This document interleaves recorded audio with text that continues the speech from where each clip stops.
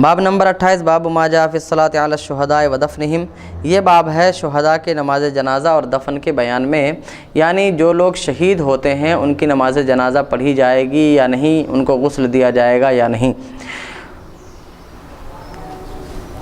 حدیث نمبر 1513 حدثنا محمد بن عبداللہ بن نمیر حدثنا ابو بکر بن عیاش عن یزید بن ابی زیاد عن مقسم عن ابن عباس قال اتي بهم رسول الله صلی اللہ علیہ وسلم یوم احد فجعل يصلي على عشرة وحمزة هو كما هو يرفعون وهو كما هو موضوع۔ حضرت ابن عباس سے مروی ہے، فرماتے ہیں رسول اللہ صلی اللہ تعالیٰ علیہ وسلم کے پاس غزوہ احد کے دن شہید صحابہ کرام کو لایا جاتا، آپ صلی اللہ تعالیٰ علیہ وسلم 10 کر کے ان کی نماز جنازہ پڑھتے، یعنی 10 صحابہ کرام کی نماز جنازہ پڑھتے اور پھر انہیں اٹھا لیا جاتا۔ وَحَمْزَةُ ہوا کما ہوا، اور حمزہ کو ویسے ہی چھوڑ دیا جاتا جیسا کہ وہ تھے، یعنی حضرت حمزہ رضی اللہ تعالیٰ عنہ کے سامنے رکھا جاتا، ان کے ساتھ ایک اور کو رکھا جاتا اور نماز جنازہ پڑھی جاتی، پھر لایا جاتا، پھر ایک اور کو لایا جاتا، نماز جنازہ پڑھی جاتی۔ بعض روایتوں میں 1 کر کے آتا ہے، کسی روایت میں ہے کہ 10 کر کے بھی نماز جنازہ پڑھی، یعنی حضرت حمزہ ایک ہیں اور وہاں پر اور 10 کو رکھا جاتا، 11 کی نماز جنازہ پڑھی جاتی، پھر ان 10 کو اٹھا لیا جاتا، حضرت حمزہ وہیں پر ان کو وہیں پہ چھوڑ دیا جاتا، پھر دوسرے 10 لا کر رکھے جاتے، رسول اللہ صلی اللہ علیہ وسلم ان کی نماز جنازہ پڑھتے، پھر انہیں اٹھا لیا جاتا، حضرت حمزہ وہیں رہتے۔ اس طرح کر کے کل 70 صحابہ کرام کی نماز جنازہ رسول اللہ صلی اللہ علیہ وسلم نے پڑھی۔ اور دوسری روایتوں میں یہ بھی آئے گا کہ اسی غزوہ احد میں رسول اللہ صلی اللہ علیہ وسلم نے بغیر نماز جنازہ کے تمام شہداء کو دفن کیا، نہ انہیں نماز جنازہ ان کی پڑھی اور نہ ہی انہیں غسل دیا۔ حدیث نمبر 1514 حدثنا محمد بن الرمح انبأنا الليث بن سعد عن ابن شهاب عن عبد الرحمن بن كعب بن مالك عن جابر بن عبد الله أن رسول الله صلى الله عليه وسلم كان يجمع بين الرجلين والثلاثة من قتل أحد في ثوب واحد ثم يقول أيهم أكثر أخذا للقرآن فإذا أشير له إلى أحدهم قدمه في اللحد وقال أنا شهيد على هؤلاء وأمر بدفنهم في دمائهم ولم يصلي عليهم ولم يغسلوا۔ حضرت جابر بن عبداللہ سے مروی ہے کہ رسول اللہ صلی اللہ تعالیٰ علیہ وسلم 2 اور 3 لوگوں کو جمع کرتے ایک ہی کپڑے میں، یعنی غزوہ احد کے شہداء میں سے 2 یا 3 کو ایک کپڑے میں جمع کرتے، ایک ہی کپڑے میں انہیں کفن دیتے، پھر کہتے کہ ان میں سے قرآن پر عمل کرنے والا، قرآن کا عالم، قرآن زیادہ یاد کرنے والا کون ہے؟ جب بتایا جاتا کسی ایک کی طرف تو رسول اللہ صلی اللہ علیہ وسلم لحد میں سب سے پہلے اس کو رکھتے اور کہتے، یعنی قبر میں سب سے پہلے ان کو رکھتے اور کہتے کہ میں ان لوگوں پر گواہ ہوں۔ پھر آپ صلی اللہ علیہ وسلم نے ان سب کو ان کے خون میں ہی دفن کرنے کا حکم دیا، نہ ان کی نماز جنازہ پڑھی اور نہ ہی انہیں غسل دیا۔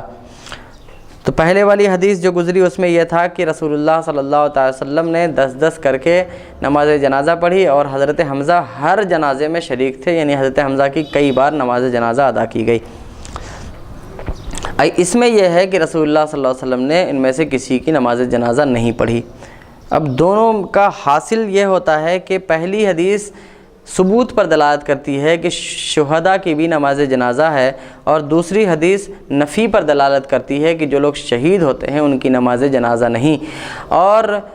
اصول حدیث کا یہ اصول ہے، یہ قانون ہے، علم اصول حدیث کا یہ قانون ہے کہ نفی اور ثبوت میں سے ثبوت کو ترجیح ملتی ہے، یعنی جب ایک حدیث کسی چیز کی نفی کر رہی ہو اور دوسری حدیث کسی چیز کے ثبوت پر دلالت کر رہی ہو اور وہ کام ایسا ہو جو نفس الامر میں صحیح بھی ہو، اب دوسرے لوگوں کے ساتھ وہ کام کیا بھی جاتا ہو، تو ایسی صورت میں اس حدیث کے ثبوت پر عمل کیا جائے گا اور نفی کو چھوڑ دیا جائے گا۔ اسی لیے مذہب امام اعظم ابو حنیفہ یہ ہے کہ شہداء کی نماز جنازہ پڑھی جائے گی اور غسل نہیں دیا جائے گا، کیونکہ غسل کے سلسلے میں ہر بار یہی آیا ہے کہ انہیں غسل نہیں دیا گیا تھا، لیکن کس شہید کو غسل نہیں دیا جائے گا اس میں تفصیل ہے۔ اس میں تفصیل یہ ہے کہ شہداء وہ لوگ جو جنگ میں شہید ہوں، کفار کے ہاتھوں شہید ہوں، تو ان کے لیے یہ ہے کہ غسل نہیں دیا جائے گا۔ ظلماً اگر انہیں قتل کیا گیا ہو تو غسل نہیں دیا جائے گا۔ لیکن اگر کوئی شخص میدان جنگ میں شہید نہ ہوا بلکہ اسے ایسے ہی راہ چلتے کسی نے قتل کر دیا ہے، تو ایسی صورت میں اسے غسل بھی دیا جائے گا، کفن بھی دیا جائے گا، اور اس کی نماز جنازہ پڑھ کے اسے دفن کیا جائے گا، لیکن اسے ثواب شہید کا ملے گا۔ حدیث نمبر 1515 حدثنا محمد بن زیاد حدثنا علی بن عاصم عن عطاء بن الصائب عن سعید بن جبیر عن ابن عباس ان رسول اللہ صلی اللہ علیہ وسلم امر بقتل احد ان ينزع عنهم الحدید والجلود وان يدفنوا في ثيابهم بدمائهم۔ حضرت ابن عباس سے مروی ہے کہ رسول اللہ صلی اللہ تعالیٰ علیہ وسلم نے احد کے شہیدوں کے بارے میں یہ حکم دیا کہ ان کے لوہے اور یعنی ان کی زرہیں جو پہنتے ہیں، زرہ، خود وغیرہ، ٹوپی اور اس طرح کے جو کپڑے جنگ کے لیے پہنے جاتے ہیں جو لوہے سے بنا ہوا ہوتا ہے، وہ اور ان کی تلوار، نیام جو بھی ہے وہ سب نکال لیا جائے اور انہیں ان کے کپڑوں میں خون کے ساتھ دفن کر دیا جائے۔ حدیث نمبر 1516 حدثنا هشام بن عمار وسهل بن ابی سہل قال حدثنا سفیان بن عیینہ عن الاسود بن قیس سمع نبیحا العنزی یقول سمعت جابر بن عبد اللہ یقول ان رسول اللہ صلی اللہ تعالیٰ علیہ وسلم امر بقتل احد ان يردوا الى مصارعهم وكانوا نقلوا الى المدینہ۔ جابر بن عبداللہ کہتے ہیں کہ رسول اللہ صلی اللہ تعالیٰ علیہ وسلم نے احد کے مقتولین کے بارے میں حکم دیا کہ انہیں ان کے مصرع یعنی کہ انہیں ان کے ایسی جگہ لوٹایا جائے جہاں وہ رہتے ہیں، اور وہ مدینہ کی طرف منتقل کیے گئے۔ تو اس حدیث سے یہ معلوم ہوتا ہے کہ انہیں مدینہ لا کر دفن کیا گیا، جبکہ آج بھی ہم دیکھتے ہیں کہ جو احد کے مقتولین ہیں وہ احد میں ہی دفن ہیں۔ ہو سکتا ہے کہ کچھ لوگوں کے سلسلے میں رسول اللہ صلی اللہ علیہ وسلم نے انہیں مدینہ منتقل کرنے کا حکم دیا ہو۔ تو بہرحال اس پورے باب کا حاصل یہ ہوا کہ شہداء کی نماز جنازہ پڑھی جائے گی اور انہیں نماز جنازہ پڑھ کر دفن کیا جائے گا، انہیں غسل نہیں دیا جائے گا۔ یہی امام اعظم ابو حنیفہ کا موقف ہے، اور امام شافعی یہ کہتے ہیں کہ نہ ان کی نماز جنازہ ہے اور نہ ہی غسل ہے۔